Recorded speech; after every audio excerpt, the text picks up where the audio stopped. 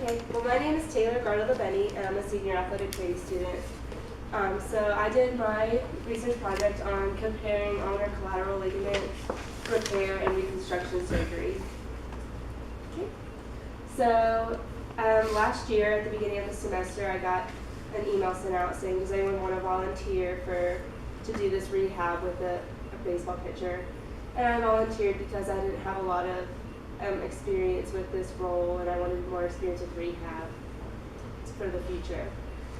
So he had an ulnar collateral ligament repair, and over Christmas break he hyperextended his elbow, which tore his UCL ligament, which is on the medial side of the arm. So he had to have surgery for that, and that was in January when he had surgery. And then also at the same time, like a month before that, another baseball pitcher had reconstruction surgery. And that was due to chronic overuse, so from throwing too much, the throwing motions caused stress on the UCL ligament. So it eventually tore, and he needed surgery for that. So when I was doing my rehab and I realized these two had the different surgeries but the same injury, I wanted to know what the differences were and find some different aspects of them. So this is some general things, the differences. So a repair is when the ligament's reattached to its insertion point. And there's actually not really used a lot in like baseball pitchers or elite baseball pitchers in athletics.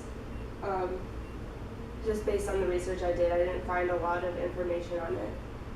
And then the reconstruction is also known as Tommy John surgery, which is very common, and the ligament is replaced with a tendon graft, usually from like the palmaris longus or the hamstring, just depending on what they decide to use. And also usually the ulnar nerve is replaced or displaced anteriorly so that the tendon graft doesn't put too much pressure on it. So that's just kind of the differences. So they're pretty different surgeries. And then I also found some conflicting research about the repair since there wasn't a lot on it. I had to go more in depth and find some stuff on it. So they found that it's not as effective and can lead to a higher re-injury rate. But also, yeah, like I said, it's not been performed in elite athletes. But then other research showed that it could allow athletes to return to play within 6 months compared to the reconstruction at 12 months. So, and there's also currently research looking to improve the surgery method. So this led me to ask my clinical question, since the repair does allow athletes to return to play 6 months faster, is it a better option than a reconstruction surgery? Okay, so for my materials and methods, both athletes who had the surgery did the same rehabilitation protocol.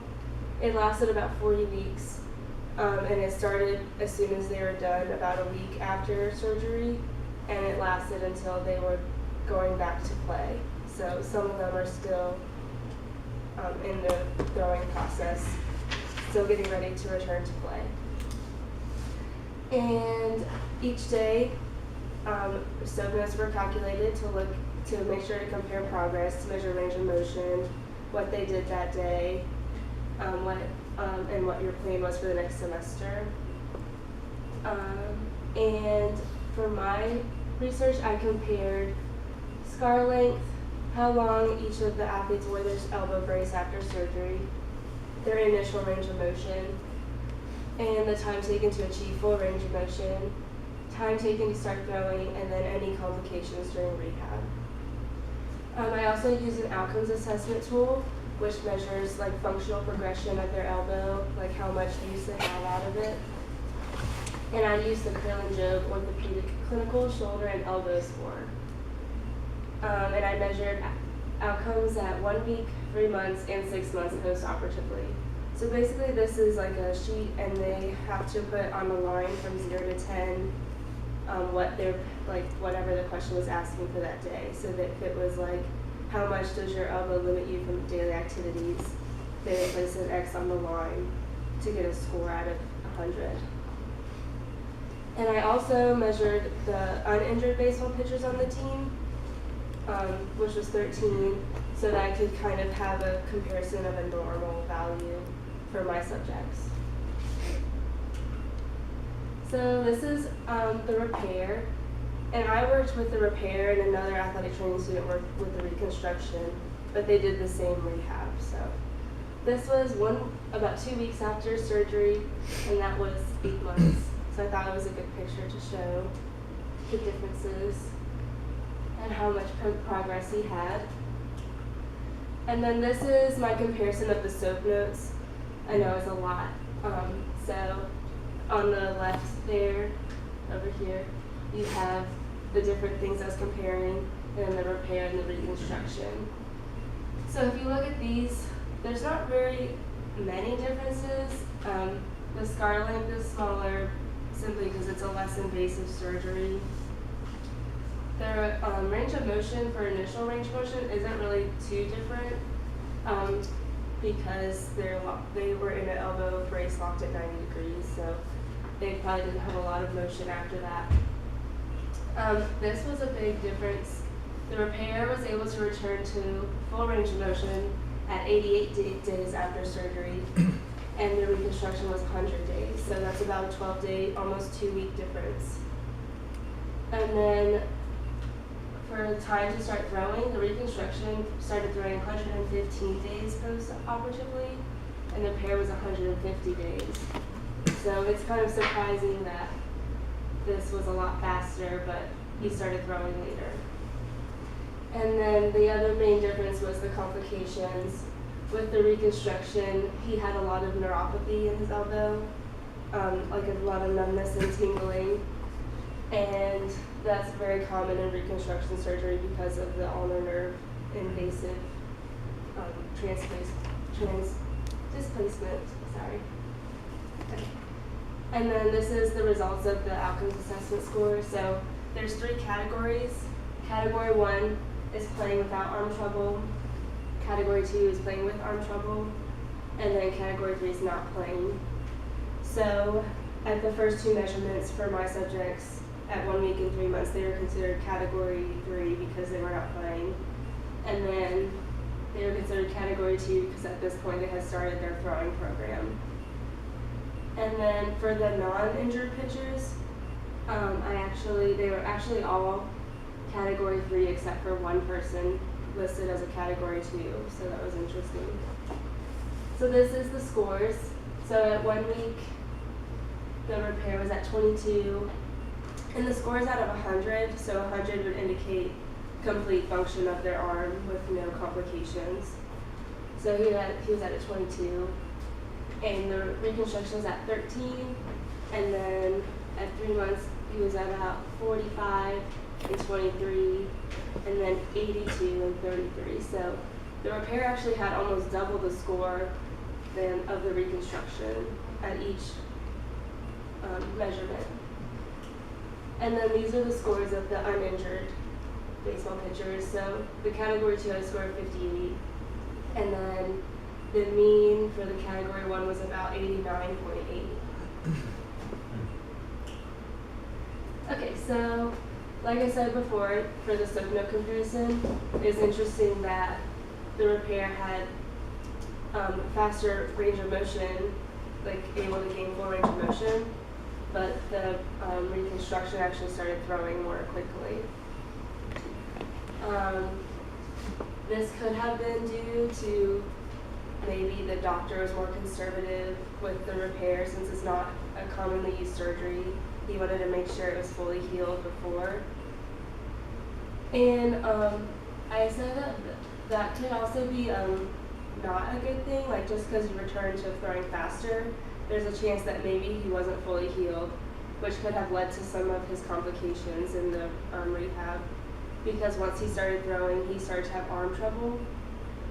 And when the repair subject started throwing, he didn't have any problems. So there's a possibility that he started throwing too early with the reconstruction. And then for the scores for the outcomes assessment, the repair had almost double the score each time. And at 3 months, at 6 months, the repair was only 7 points lower than the average of the uninjured baseball pitchers, which shows that by a year he should definitely be returning to play. And the reconstruction was 56 points below the average at 6 months, which is still a lot. So that shows he didn't have as much function in his elbow at that time.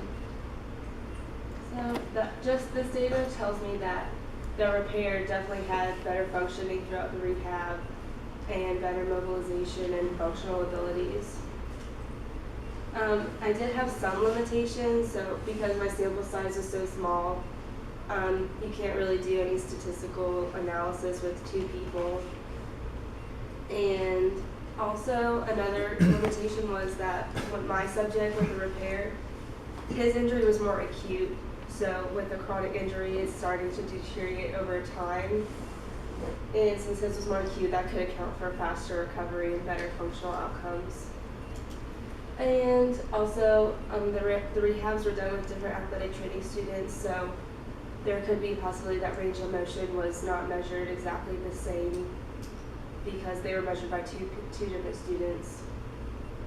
And also, like, if they may have done some different interventions depending on what complications the subjects had.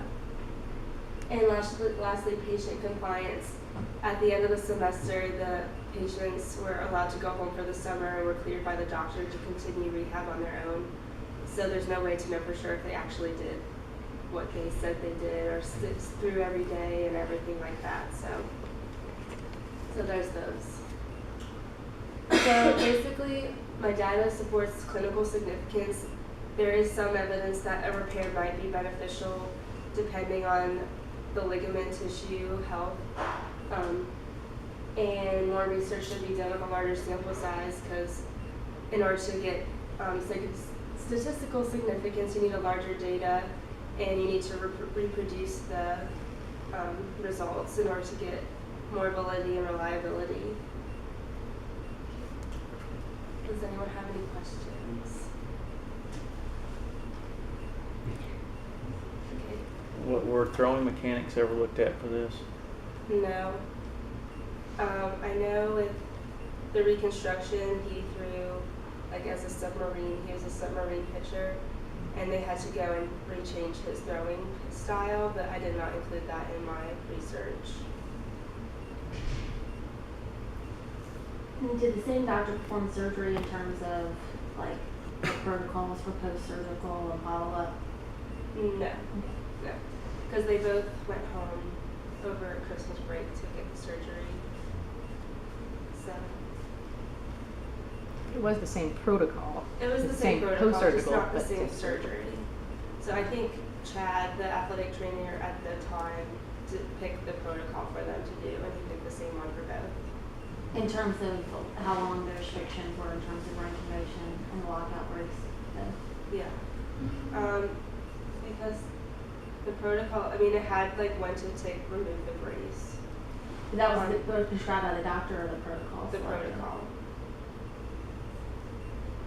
Were you able to look at any sort of post-operative notes that the doctors were able to do right after surgery? Since you didn't have the 2 same doctors doing the surgery, you never know what they might have done differently within their surgeries themselves. Yeah.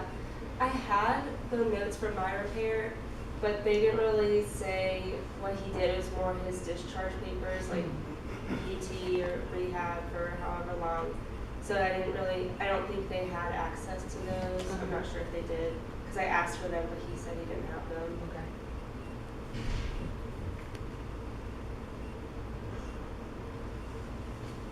Okay, one more question. Yeah. For the repair itself, what were the stats, and you may have hit this and I missed it, in terms of overall success of the surgery or having to come back later and fix something else? Is the repair any more likely to become re-injured than an actual reconstruction, or is the reconstruction long-term a better fix for this? Based on the research I did, like they didn't have enough information on elite baseball pitchers. Like the surgery is usually done on normal people, not athletes, so they don't really have data on recovery or re-injury. It just said it's more prone to re-injury because, well, the reconstruction is used all the time, so they've developed that surgery and made it better. There's different techniques for it, so they've improved it as time goes on. But with the repair, there hasn't been a lot of improvements in the surgery, but they are looking into making like stronger, it's like a kind of like a glue to use to reattach, and it's like a stronger glue and just better methods to help improve that surgery. But the reconstruction is usually pretty good with long term. I mean, people don't usually have a lot of relapse rates with that.